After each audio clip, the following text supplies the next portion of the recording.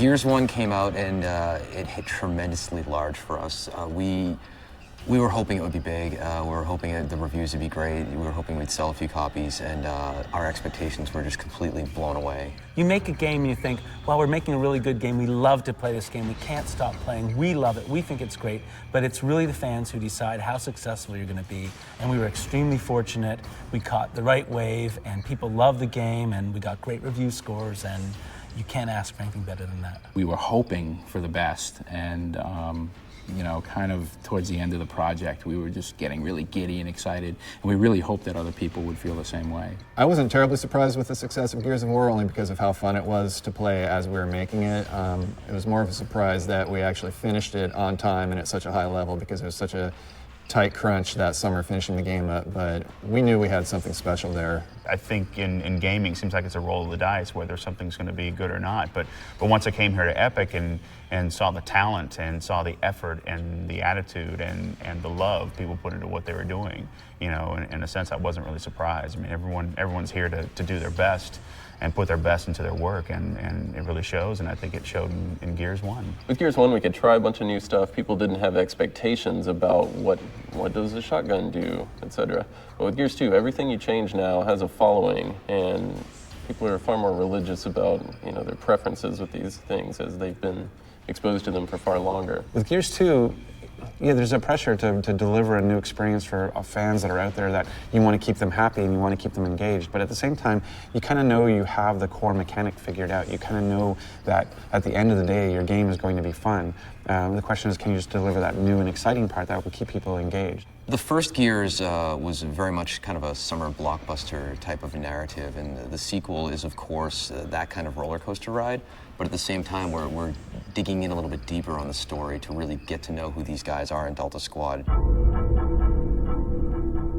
We wanted to open the game kind of with a recap, as far as just reminding the player of what's at stake, what the situation is with the world, and we have the character of Chairman Prescott, who's delivering this kind of rousing speech to all the Coalition soldiers. The stranded are listening in on it. War is all we know. In the past, we fought for emulsion. We fought for country. We fought for freedom. But all that changed after E-Day. There are certain elements of the speech that were really important to me to convey, because I felt like, you know, the thing that people don't tend to do is they don't tend to do the math. Right, is that we talked about the Pendulum Wars as a 79-year war, that at the point of the Gears 2 starting, they've been fighting the Locust for 15 years now, right? So now we're talking about 94 years of conflict. That's essentially an entire generation that has never known peace. That if you can imagine a world, not like a World War I, World War II, we're talking about a planetary war that has gone on for like 94 years, essentially. So this is what kind of culture is that? What kind of life is that, where you're expected to go into the army? And it's all that kind of backstory that I don't think people had, a frame of reference they didn't have, and that's what I really wanted to come out of the speech, is this notion of, hey, all the time. Yeah, you know, and the fact that just that's going on, that people can speak to, that we have never known a time of peace, I think is a really important aspect of the backstory of the world. Originally, we did talk about, you know, doing Hoffman delivering the speech, and that didn't really quite work out, and I think that's what gave us a lot of this, you know, whole iterative process on it. And when we came up on the character of the chairman, which was something we'd cycled on but hadn't decided on, once we had him, and it took a minute to cast the right person, once we had that in place, things got considerably smoother. It's interesting to see more about how the leadership structure of the Coalition is kind of built, as well as how the Locust leadership pans out, and to kind of see these layers of, you know, what's really going on in this war and who's responsible and who's leading the people. Right away, these guys came with, as I came onto the story, was the Maria, and I think has become kind of the anchor in a lot of ways for the human part of the story, because we have this big macro story, this larger war that's going on with humanity and the Locust. But then I think it's really great to have this anchor with the Maria's story, and inevitably there's some dark parts to that. Dumb.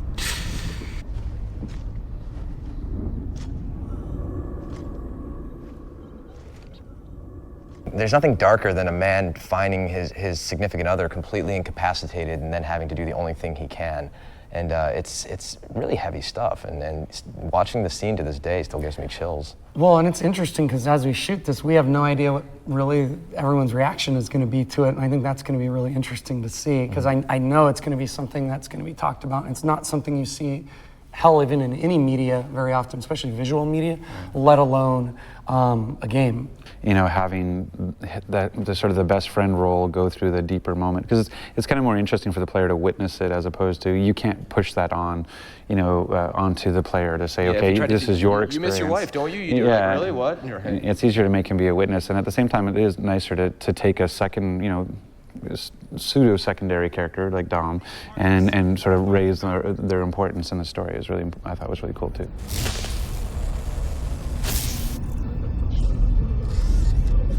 Writing for this medium is extremely tricky. We're still feeling out the ways that we can create a world, and it's not like a linear medium like television or film where you just go and shoot and like, okay, here's the 100-page script and you're done. You have to consider, how is this line being delivered? Are the characters walking around in the world? Is it a cutscene? Is it like a piece of dialogue over a loudspeaker? And we have so many different colors in our palette with which to paint the narrative, and there's not a lot of people in the world that can write for this medium. You know, games are an art form, something that we're all proud of, that we've put a lot of time into, that it's that time, I think, to where things that can really, a story in a game can last the test of time. I think, you know, you have a lot of games from a Half-Life 2 to a BioShock most recently that, you know, people talk about it. I mean, when the story affects people. We have about a little over 40 cinematics that we're working on, that we've gone through the entire process of mocapping and preparing and getting together for Gears 2. Once we get a script, we'll look over the script, decide how we can make this work in a scene. And then once we've kind of narrowed it down, they'll usually go and have the voice actors record the audio. Cole, Baird, stay here and guard the Centaur. Dom, you come with me. Marcus is a badass sergeant. We find out that he's been basically a soldier that was put in prison for whatever he did, and he's back out now as a gear again because I need him. What's interesting about building on this character, you know, from the first game to the second game, it's just different because we just see him growing. We see the relationship between himself and Dom and Cole and Baird. Everybody in the crew that, you know, you didn't really get to see before, and it's just it's a little bit more intricate a plot line. You know, there's a lot of different stuff going on, and I think emotionally for the character, it's a lot more. Hang in there, Rook. We'll be there soon. Let's go find Carmine. When you build a character, it's got to come from the ground up. So it's, you know, there's all sorts of things that come together. So yeah, it's the description, it's the picture, it's the, you know, it's the attitude. It's just like, oh, okay, and you just piece it all together and you kind of throw it together. And it's funny because I had the feeling you're going to ask me about was there any other voice that I tried with it, and really there wasn't. There wasn't. It just seemed like this guy needed to be. That was it. Right here, you know, boom, taking care of business.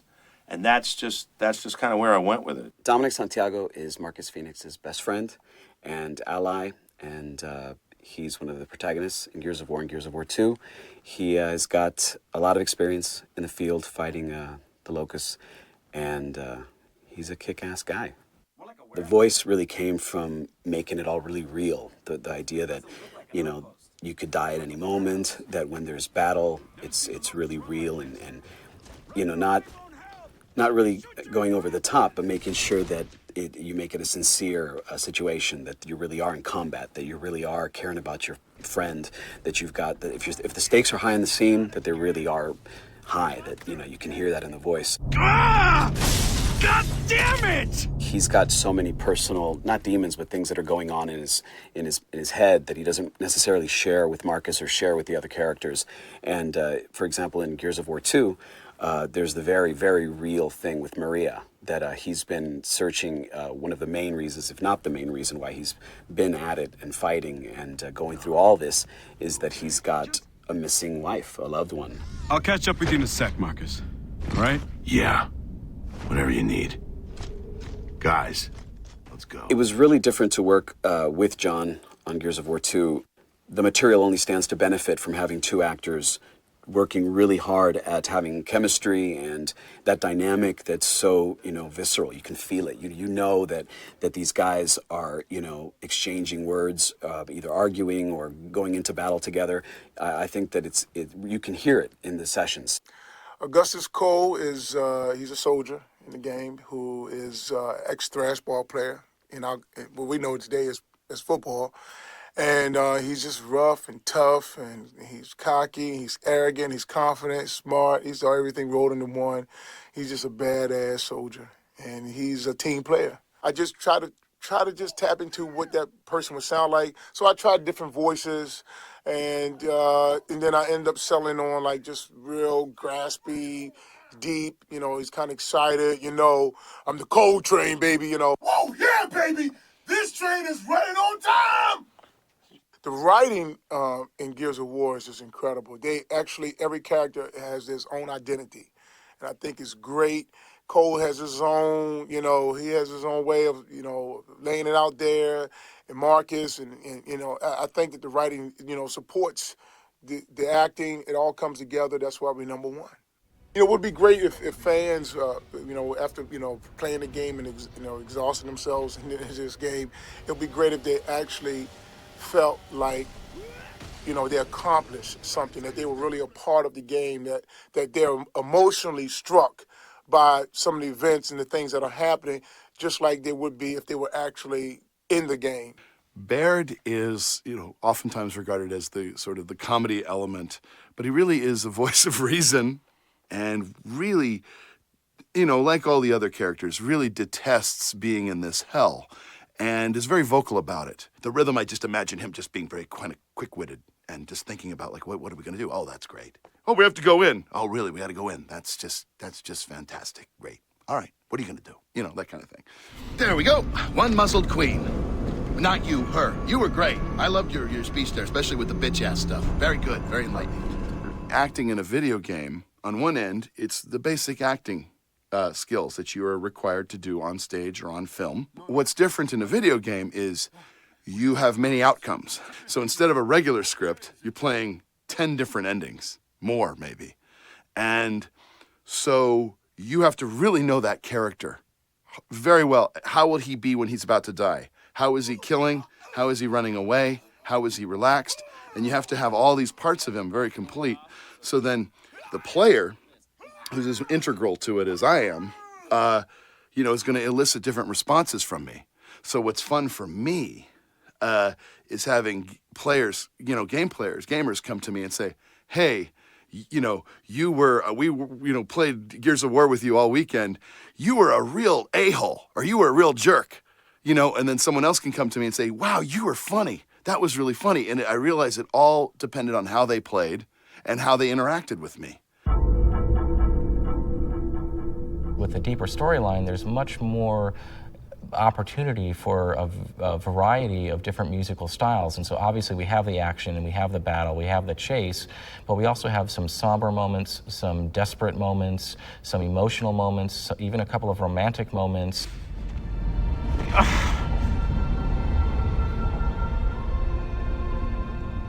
We recorded the score at Skywalker Ranch out in California, and it was done in 2 different sessions. The first session was recording the orchestra, which is essentially a big string section, big brass and woodwind section together. And then the second day was recording all of the live choir.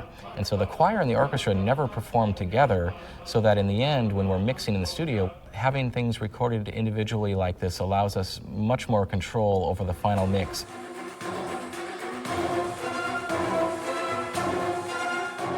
I wanted to build around sort of the film style that I like to use, which is, you have the orchestra, you have the choir, you have this mass of 100 different people performing, and it just gives the music a weight and an importance that I think this game deserves.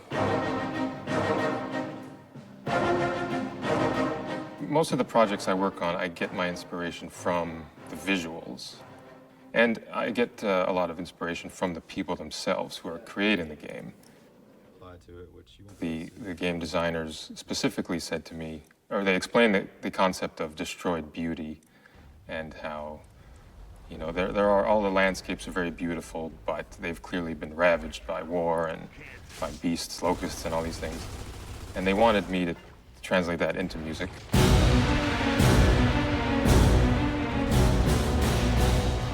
I can take a sound that's normally considered, nice, pleasant sound, and destroy it, basically, run it through all kinds of, right now we have a lot of cool technology, computers and all kinds of effects you can play with and really create some unique sounds. A lot of times people's expectations are directly related to the amount of audio polish that is in the cinematics. You know, the better the audio sounds, the better the overall impression people have of the cinematic. Once we get our mocap actors together and get here in the mocap studio, I'll set the computer up. We'll start going through the scene, walking through the scene, see how the actors react to it and all. Not really, not as in like, wow, but it's just like, oh, so this is what they're trying to do type thing. In other words, you're gathering a lot of info from it. And we'll come in here, we'll work with them, we'll kind of walk through the scene a couple times, see where, yeah, we need to space this audio out a little more, this could be a little tighter, or hey, this guy would actually probably talk on top of what he's saying as a quick reaction. And we'll get all that timed out, and then we'll start working on the scene. We'll start working on doing a couple of takes on the scene. And start walking in. You're looking over the edge, seeing Nexus. And Dom, here comes your first line. I think we found our locust stronghold. Nexus. Here comes the next Now line. where do we find the queen? My bet's on that tower in the middle. We're doing a few combat scenes, a few what we call walk and talk scenes, which are basically, we're blocking out dialogue scenes while we're walking and explaining the cinematics to the user. Barrett, look over, and audio? We don't have the luxury of hitting a mark and saying a line and then moving on with another action. We have to time our motions to a pre-recorded voiceover. We don't have to worry about camera angles, and that's really liberating for an actor, as far as not having to worry about. In film acting, we have to have a sixth sense and worry about, are we in close-up, are we in a two-shot, what are we doing as far as where the camera is? Well, in motion capture, all of these cameras are picking us up at all times. So once we finish shooting, they can change the camera angle anywhere they want. In film acting, one of the old cliches is less is more, and it comes across as very subtle. Here, I think it's a little bit more similar to theater acting or acting in front of a live audience, because we have to convey with our bodies exactly what's going on with this, that the voiceover actor is conveying within the scene. It's an incredible amount of fun playing Gus. You just, like I said, everything is 110% all the time.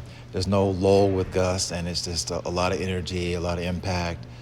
He's just a mean, big, tough guy with the guns and everything, you know. So he's a bigger than life character. You grumpy ass bitches are going down, like way down, dead down, so down you ain't gonna know which way is up. Your ass is gonna be crying to your stink queen, like, oh mommy, don't let the bad men hurt us, but we gonna whoop your mama's ass.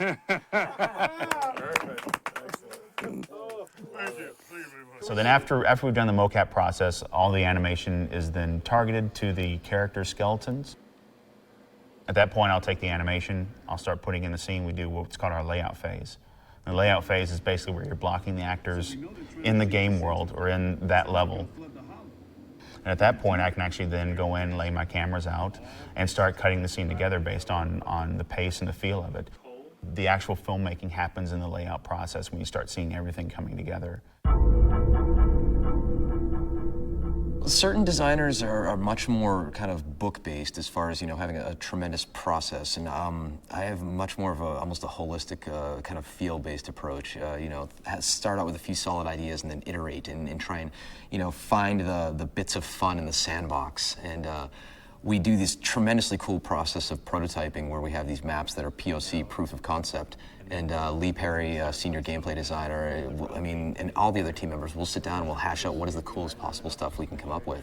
And then we, use the latest iteration of our technology to do rapid prototyping and harvest the good ideas and throw away the bad. After we have the big idea, we sit down to shell out the level.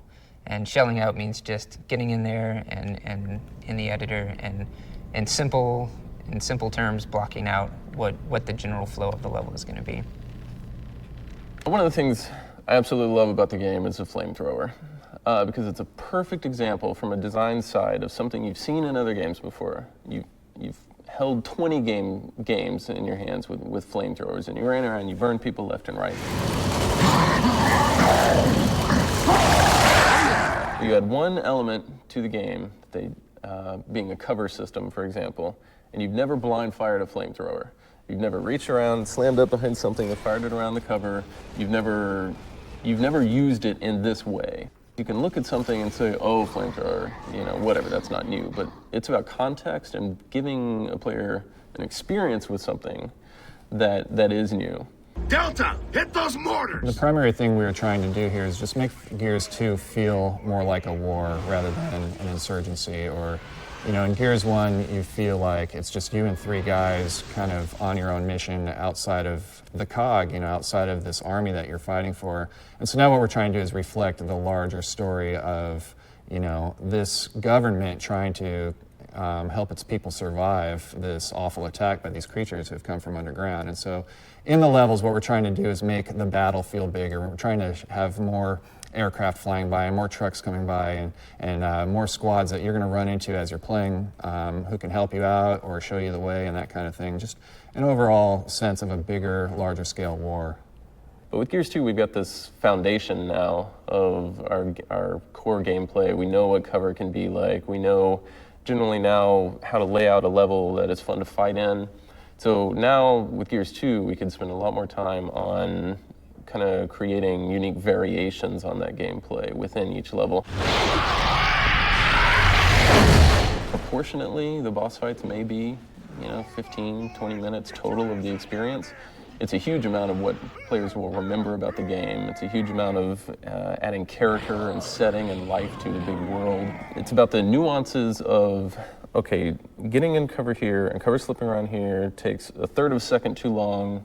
You gotta massage that out so it feels good. It doesn't matter what your game concept is, it's gotta feel good to pick it up and control it. And when you pick up a game that does feel good, you know it immediately. We have several new gameplay modes in multiplayer this time around. We have Horde, which is co-op play, 4 or 5 of your buddies fighting against AI.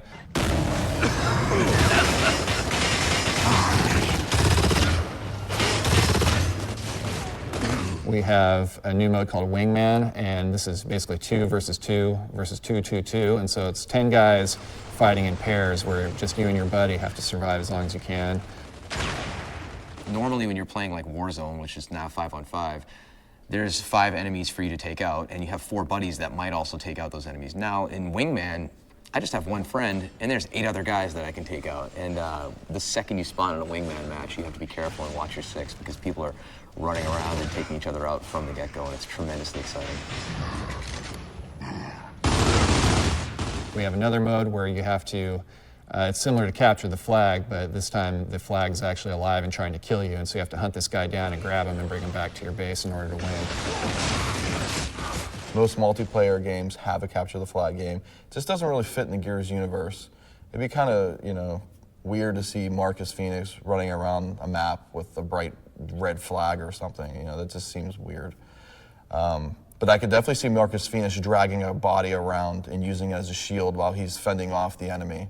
The best part of this game mode is when both teams are just fighting it out, trying to get to this guy who doesn't care about either one of you. So the whole time he's running around killing everybody, he's talking all kind of trash about how he's owned you and this, that, and the other. And even when you're dragging him, he's telling you that you stink. The progress we're making in so many different areas is really what's impressive to me and really shows the maturity and development of the team. Our processes are much more refined this time around and allows us to spend a lot more time on it. The gameplay programmer just basically pulls everything together, gets it together and so they can be placed in levels, and we definitely take an iterative approach to everything. So for a programmer, that means taking an early idea, getting a rough prototype in. You may have no art assets at all. The big boss creature could be a giant cube at that stage, and get it in, get it working, so we can start playing with it, and listen to people's feedback and offer suggestions and just keep iterating on that stuff. For Gears of War 2, we've taken the Unreal Engine 3 that we shipped with Gears 1 and we've added a whole lot of new features to it, to let the game designers go off in new directions with it. First of all, we've added a soft body physics system. Instead of just having rigid objects moving around, you can have squishy organic objects, which really plays in very well into some of the new sorts of levels we're doing. There's also a destruction system. In Gears of War 1, when you shoot a wall, you see a bullet hole basically painted onto the wall. What we can do now is tear the wall apart, and you see fragments go flying, and you see a damaged, destroyed wall with actual chunks of geometry missing from it. So the new destruction system plays in really well with the Xbox 360's hardware capabilities to accelerate that. For Gears of War 2, we've really improved the character lighting model. So you see light bouncing around between the individual parts of the character. You also have much more lighting fidelity on characters, regardless of the light environment he's in. We've added a crowd system to the engine so that we can render 100 or more characters on the screen and simulate gameplay on them and build a real large-scale battle scene around that.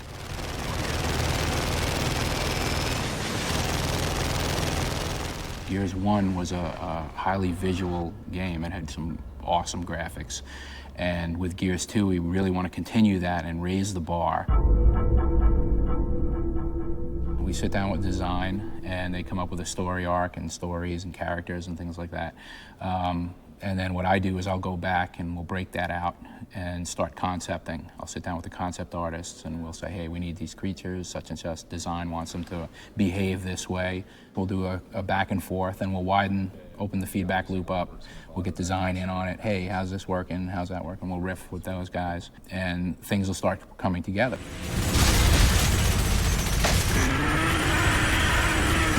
The gore was a pretty big hit with everybody, to where you had this very crazy, visceral experience, and so we wanted to build on that and expand that to the larger boss creatures and just have more of it without going way too over the top and making it completely gratuitous. To me, it's more about the context of what it is. It's not very slow, deliberate, creepy type of game. It's all in the heat of the battle, and you're laughing and you're making fun and you're cracking jokes as you're, punching your buddy in the face as you've knocked him down, or you're chainsawing him in half or something like that.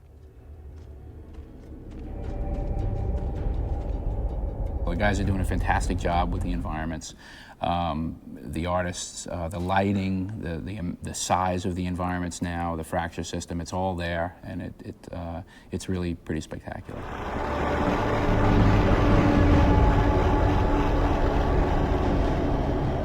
On the Riftworm, for example, we have a lot of this interior, fleshy, organic, really disgusting, environments, and within that map, Marcus is chainsawing through arteries and hearts and all of this. And so what we actually did is, instead of using library sounds or anything like that, we did a custom Foley session where we actually went to the grocery store and bought a few $100s worth of meat and chicken and macaroni and cheese and oatmeal, and we set up all of these different containers of different size and different types of combinations of sludge and meat.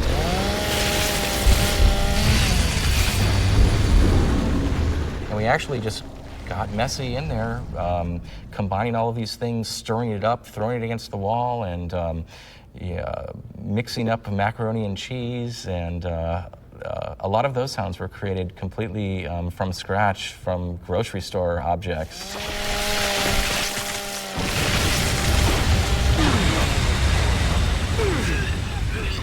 Control!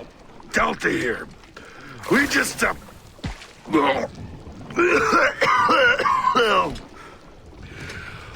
don't know where to even begin, but just get us the hell out of here. After the environment art gets done, we dump everything into our editor.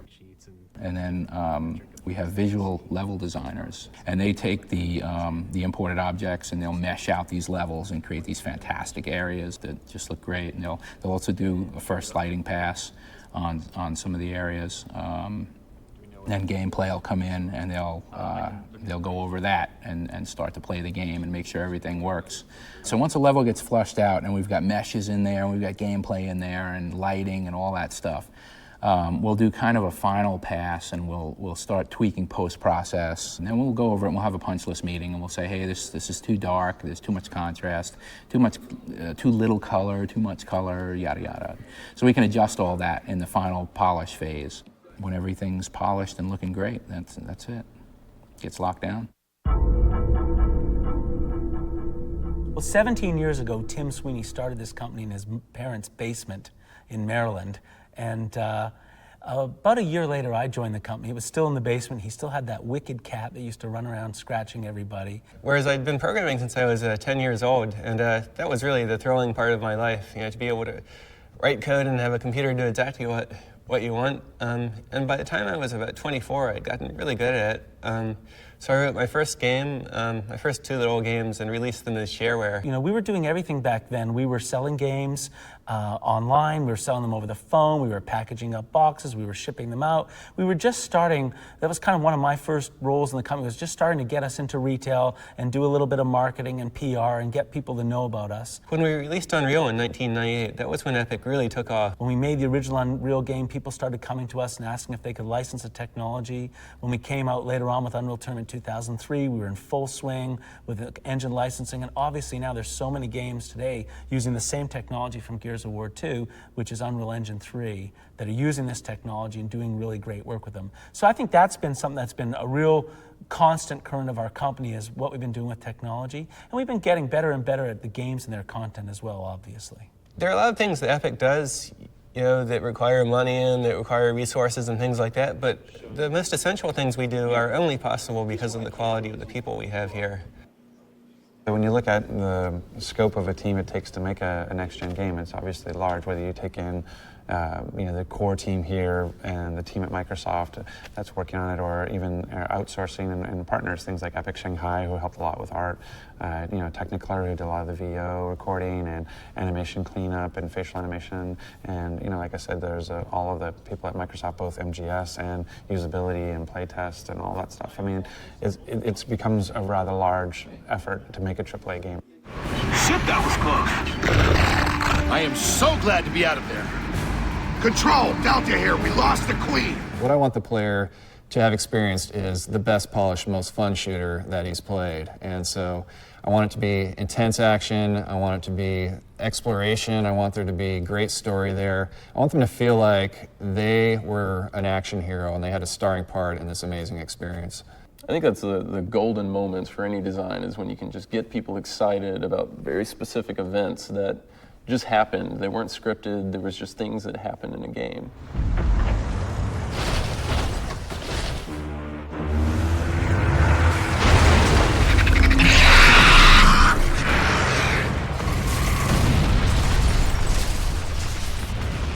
I want them to love the experience. I want them to go in there and just be like, this is hardcore, this is great.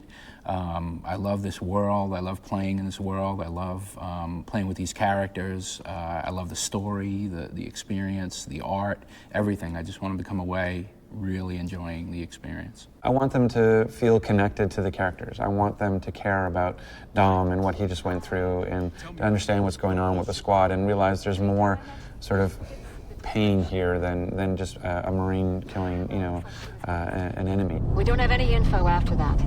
There's gotta be another lead or something, right? I'm sorry, Dom. There was something there. There's something I connected to and had meaning for me, and it caused me to pause for a second. If they get into the Gears world and they feel immersed and they feel a part of it and they feel like they take a part of the story with them, then that's cool, man. We've done our job well. I want players who finish Gears of War 2 to be exhausted and have to go take a nap because they just had the roller coaster ride of their life.